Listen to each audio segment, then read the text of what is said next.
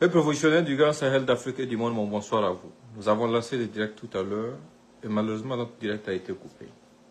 On vous attend, venez, venez, venez, venez, venez. Voilà, venez, on va se parler.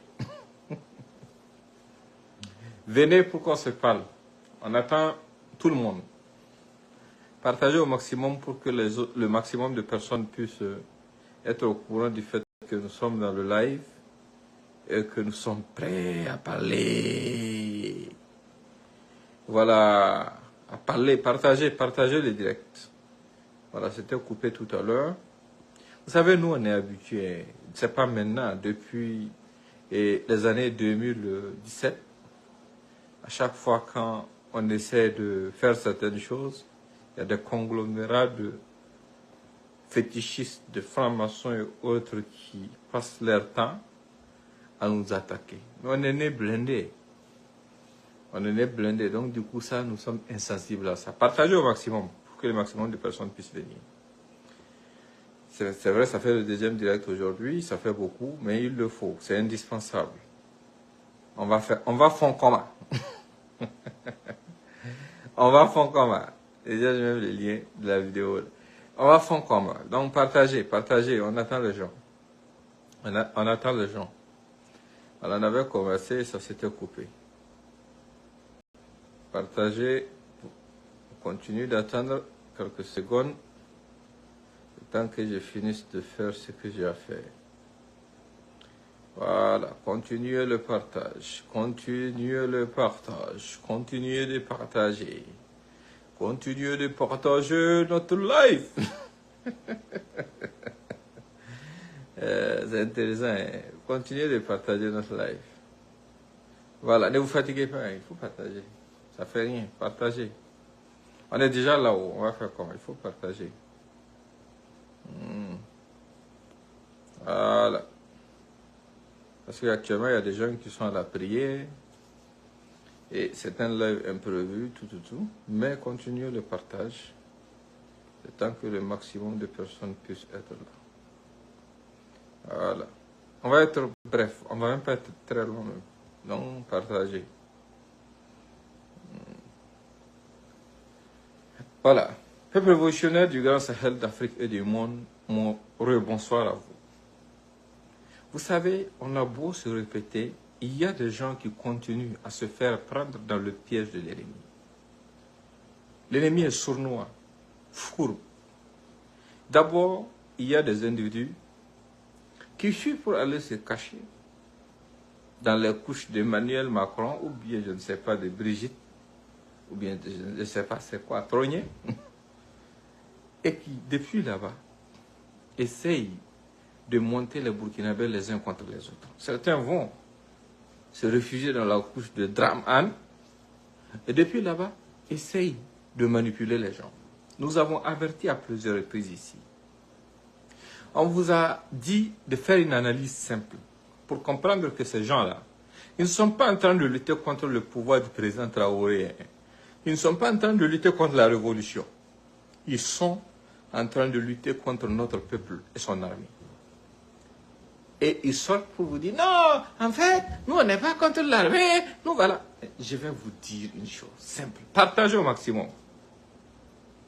Continuez le partage, s'il vous plaît.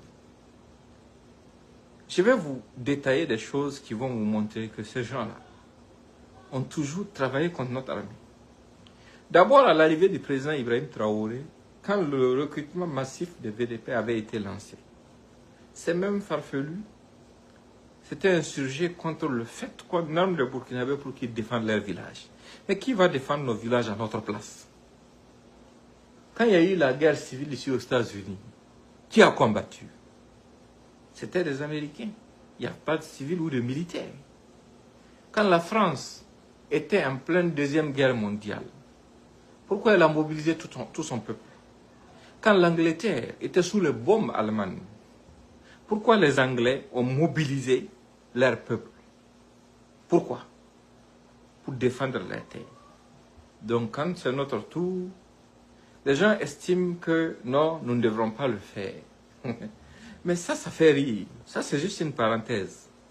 Au-delà de ça, Ce sont les mêmes qui, quand le président a lancé l'initiative de la contribution à l'effort de paix, qui se sont levés à gauche et à droite pour vous dire non, il ne faut pas contribuer, machin, machin, machin.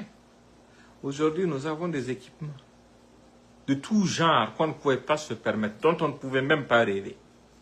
Est-ce que nous, Burkinabés, depuis le début de la guerre, si nous on savait qu'il y avait des outils performants comme les drones que notre pays pouvait acquérir là, et que c'était seulement les ressources qui manquaient, est-ce que notre peuple allait hésiter? Mais c'était même la vision qui manquait. De même que la stratégie. Combien de vies auraient pu être sauvées si la vision était là? Si cette dynamique avait été enclenchée dès le départ, on n'allait même pas en arriver là. C'est quand les gens ont fini de pourrir le pays, quand les gens ont fini de détruire tout ce qu'ils pouvaient détruire, que de jeunes ont pris leurs responsabilités pour dire non, on ne peut pas continuer dans ça. Il faut que nous freinons ça. Il faut que ce peuple-là puisse avoir droit au bonheur. Le combat, c'est le nôtre. Et je vous ai dit encore, pour d'autres raisons, ces gens-là, ils ne sont pas contre IB, ils ne sont pas contre la révolution, ils sont contre le peuple du Burkina Faso et son armée. Quand, par exemple, des FDS partent au combat et qu'ils reviennent victorieux ou vivants, ce sont les mêmes personnes qui ressortent pour vous dire que non, en fait, il n'y a jamais eu de victoire. En fait, ce sont des civils qui sont allés tuer. Les gens qui sont capables de tuer des civils, est-ce qu'ils vont risquer leur vie, laisser leur famille derrière eux, pour prendre de la nourriture pour aller donner à d'autres civils, dans d'autres coins de notre pays, avec tous les risques que ça comporte?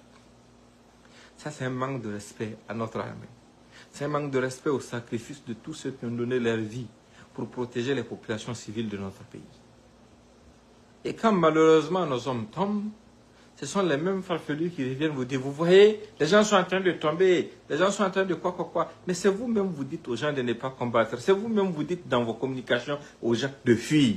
Mais si quelqu'un, on t'envoie sur une ligne de front, quelqu'un te conseille de fuir, c'est que cette personne-là, c'est ton premier ennemi. Tu penses que l'ennemi va avoir pitié de toi?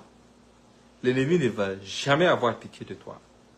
Heureusement que notre armée regorge de braves hommes courageux, ainsi que les rangs de nos VDP. Ça regorge aussi d'hommes courageux, valeureux, qui savent ce que c'est que la patrie, qui savent pourquoi ils sont en train de se battre. Donc ce sont ces petits lâches-là qui essaient de surfer sur des choses qu'ils ne maîtrisent même pas, en utilisant des rhétoriques dont eux-mêmes ignorent la signification, pour essayer de décourager notre peuple. Mais en temps de guerre, là, je l'ai répété à maintes reprises, il n'y a pas de neutralité, il n'y a que des camps. Soit tu es pour la patrie, soit tu es contre la patrie. Et d'autres éléments qui viennent corroborer tout. Ces gens sont allés jusqu'à comploter. Vous avez écouté l'affaire Kinda, le témoignage. Partagez au maximum pour le rappel à notre peuple, c'est très important. Dans l'affaire Kinda, ces mêmes individus-là s'étaient levés pour collaborer avec des terroristes afin d'attaquer nos institutions. Parce que pour eux, ce n'est pas normal qu'un capitaine soit à la tête de notre pays. Ces mêmes personnes, au tout début, dans les premières heures de l'arrivée du président Ibrahim Traoré, ont essayé d'utiliser des arguments ethniques. Après, c'était des arguments religieux. Après ces arguments religieux, qu'est-ce qu'ils ont essayé d'utiliser? Ils ont essayé d'avancer comme argument son grade. Pourquoi? Parce que c'est la dynamique qui ne les plaît pas. D'autres parmi eux sont beaucoup plus cons et disent clairement que non, la place des militaires au front, c'est les civils qui doivent être devant. Le peuple du Burkina Faso. Vous le savez mieux que quiconque. C'est sous un régime civil que tout a commencé. C'est sous un régime civil qu'on a affamé des gendarmes.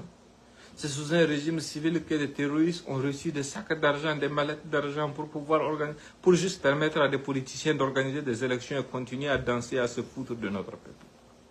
Ce n'est pas sous un régime civil.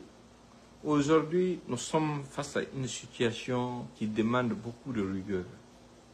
Il n'y a pas plus rigoureux que nos braves FDS, ceux qui ont pris en main la destinée de notre pays. Nous avons averti à plusieurs reprises. À chaque fois quand ces gens aboient comme ça,